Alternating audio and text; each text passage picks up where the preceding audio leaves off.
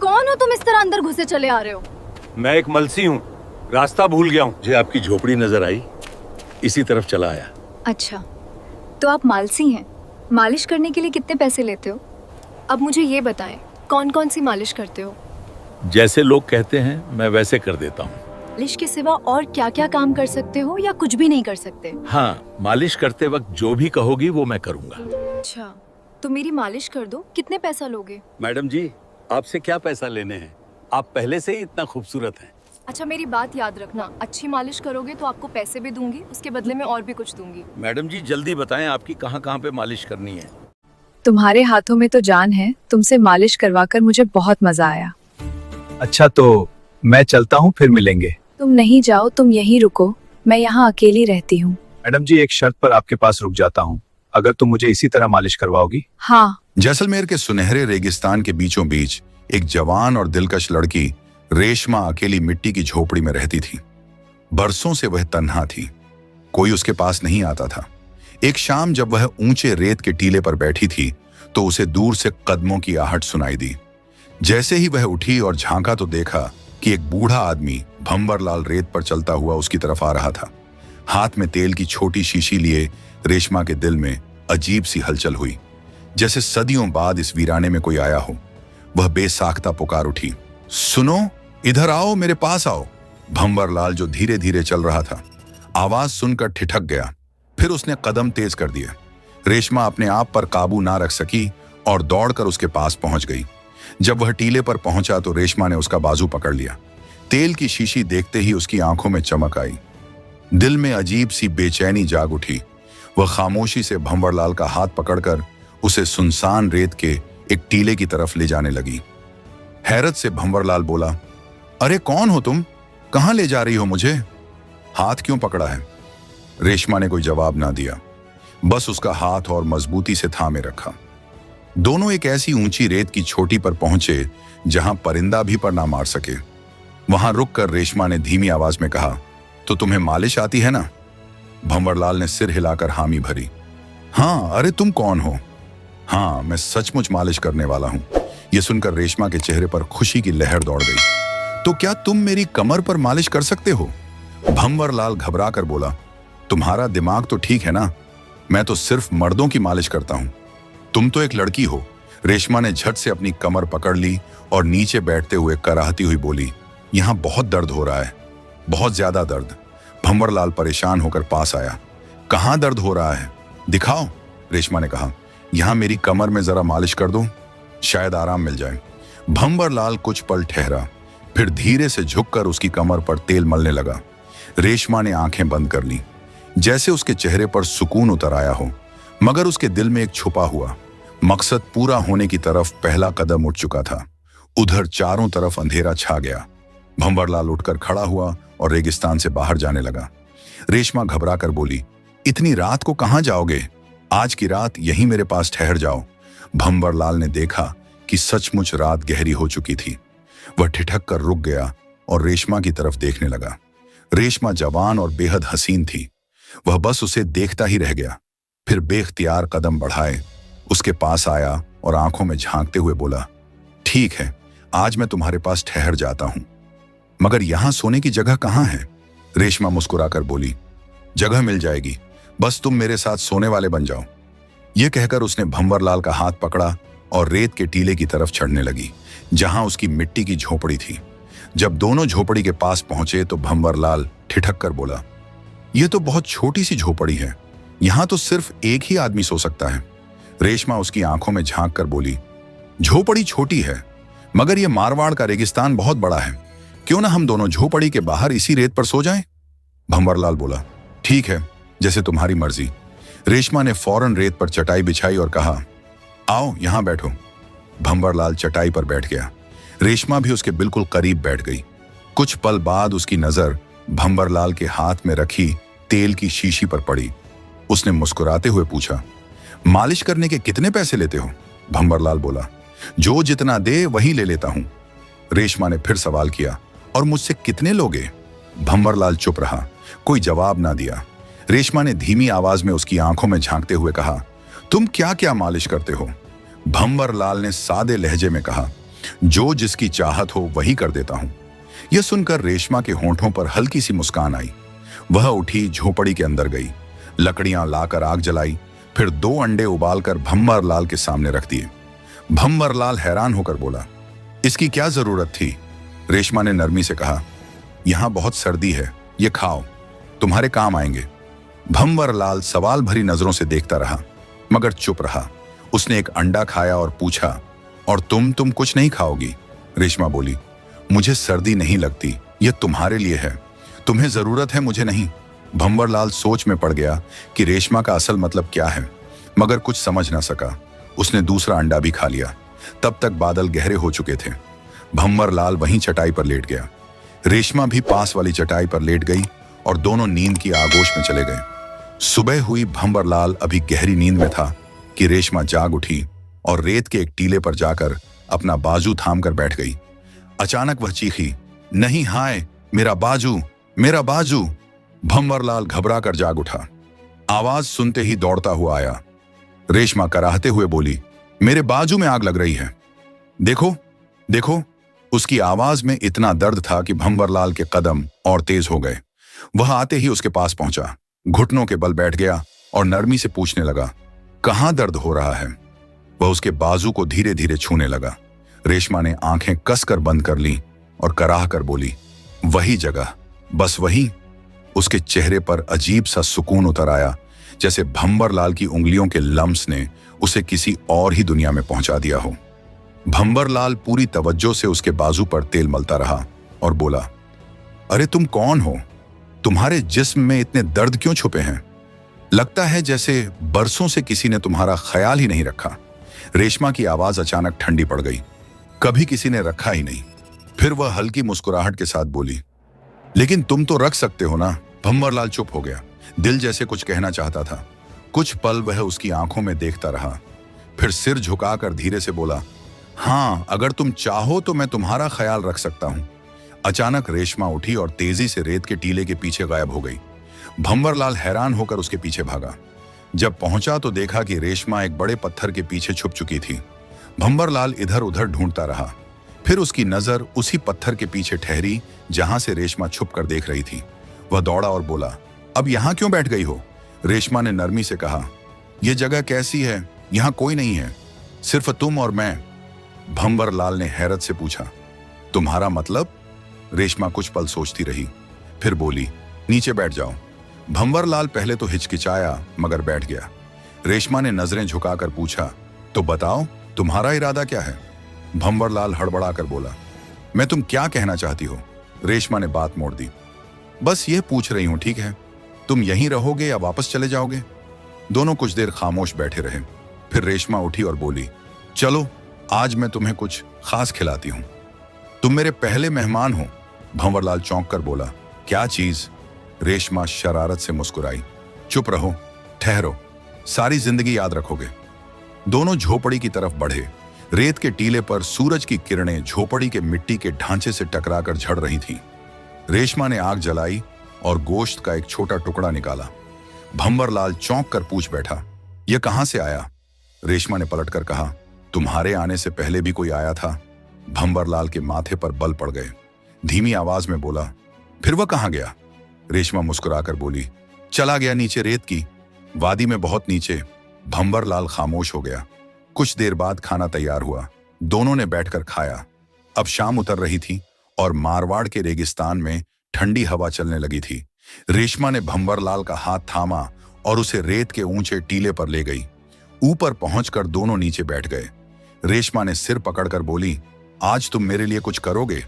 भंवरलाल ने नरमी से पूछा, बोलो क्या चाहती हो? रेशमा कराहते हुए बोली, मेरे सिर में बहुत दर्द है, तुम मेरे सिर की मालिश कर दो। भंवरलाल देर तक सोचता रहा, फिर धीरे से बोला, अगर इससे तुम्हें सुकून मिलता है तो मैं तुम्हारे हर दर्द को कम करने की कोशिश करूंगा। उसने उसके सिर की मालिश की। कुछ देर बाद दोनों वापस झोपड़ी के पास आए। रेशमा ने लकड़ियां इकट्ठी की और झोपड़ी के बाहर आग जलाई। दोनों आग के करीब बैठ गए। रेशमा ने उसकी आंखों में झांकते हुए कहा, क्या तुम अकेले हो? तुम्हारी बीवी नहीं? भंवरलाल कुछ कहने ही वाला था कि रेशमा ने फौरन कहा, हाँ, तुम परेशान मत हो, दिल छोटा मत करो, मैं हूं ना तुम्हारे लिए। भंवरलाल ये सुनकर चौंक गया मगर खामोश रहा। दोनों कुछ देर आग के पास बैठे रहे, फिर वहीं रेत पर लेट गए और नींद की आगोश में चले गए। सुबह हुई तो रेशमा चुपके से उठी और ऊंचे रेत के टीले की तरफ चली गई। जहां एक गोल दायरा बना हुआ था, वह उस दायरे के अंदर जाकर बैठ गई और सोचने लगी। भंवरलाल जाग उठा। जब उसने रेशमा को पास न पाया तो वह उसी टीले की तरफ चल पड़ा। वहां पहुंचा तो देखा कि रेशमा दायरे के अंदर बैठी है। भंवरलाल धीरे से पास आया और घबराकर बोला, क्या हुआ तुम्हें? यहां क्यों बैठी हो? रेशमा ने झट से कहा, कुछ नहीं, बस यूं ही आई थी, पांव में थोड़ा सा दर्द है। भंवरलाल ने फौरन उसका पांव दबाया और झोपड़ी में ले आया। अंदर पहुंचकर उसने पूछा, यह सब क्या है? तुम्हें हर रोज दर्द क्यों होता है और रेत के टीले पर क्यों चली जाती हो? रेशमा ने धीमी आवाज में कहा, यह मेरी सजा है और सब कुछ मैं तुम्हारे लिए कर रही हूं।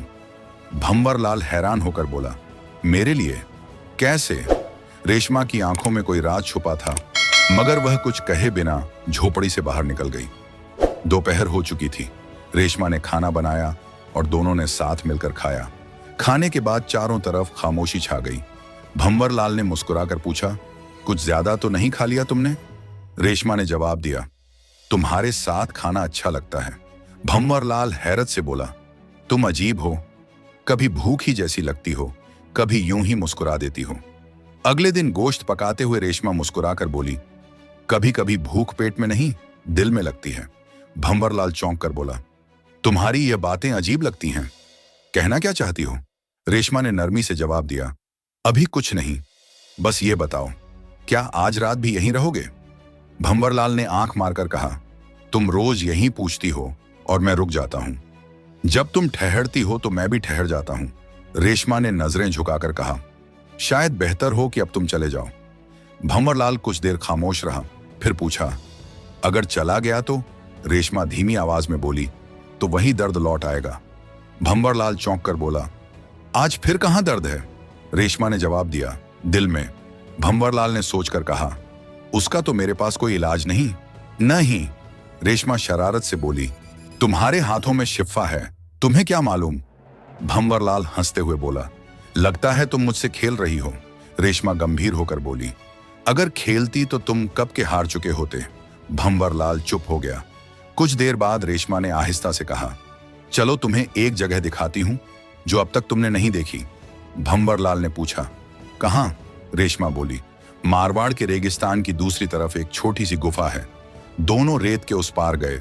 भंवरलाल ने गुफा में झांक कर कहा, यहां तो अंधेरा है। रेशमा ने धीमी आवाज में कहा, इसीलिए तो पसंद है, मुझे ना कोई चेहरा ना कोई आवाज। भंवरलाल ने हैरत से पूछा, यह गुफा तुम्हारे लिए है? रेशमा ने जवाब दिया, नहीं, ये मेरे पिताजी के लिए है। भंवरलाल धीरे से बोला, तुम्हारे अंदर बहुत कुछ छुपा है। रेशमा मुस्कुराकर उसके कंधे पर सिर रखकर बोली, यादें उम्र से नहीं, दिल से जुड़ती हैं। भंवरलाल बोला, तुम मुझे बदल रही हो? रेशमा धीमी आवाज में बोली, नहीं, मैं तुम्हें वापस ला रही हूं। सुबह हुई। रेशमा चुपके से उठी और उस ऊंचे रेत के टीले पर जा बैठी जहां गोल दायरा बना था। वह रोज वहां आती और घंटों खामोश रहती। भंवरलाल नींद में बस उसके पास हाथ बढ़ाता रहा, मगर रेशमा ना मिली। घबराकर वह बाहर निकला और रेत के दायरे की तरफ बढ़ा। करीब पहुंचकर बोला, रोज सुबह यहां बैठने की वजह क्या है? रेशमा नरमी से बोली, यह जगह खामोश है और खामोशी में अपनी आवाज सुनाई देती है। फिर धीरे से कहा, आज मेरे बाएं कंधे में अजीब सा दर्द है, जरा देख लो। कल कमर में था, आज कंधे में। भंवरलाल मुस्कुराकर बोला, तुम्हारे दर्द का यह सिलसिला कब खत्म होगा? उसने रेशमा के कंधे पर हाथ रखकर मालिश शुरू की। यहां थोड़ा नीचे। हाँ, यह जगह तो ठंडी लग रही है, यहां दर्द कैसा? भंवरलाल चौंक कर पूछ बैठा। रेशमा मध्यम लहजे में बोली, कुछ दर्द जिस्म में नहीं होते। भंवरलाल खामोश रहा, बस हाथ चलाता रहा। रेशमा ने आंखें बंद कर ली और बोली, जब तुम छूते हो तो सब कुछ थम जाता है। तुम तो सिर्फ तेल लगाते हो, मगर इसका मुंह पर इतना असर क्यों होता है?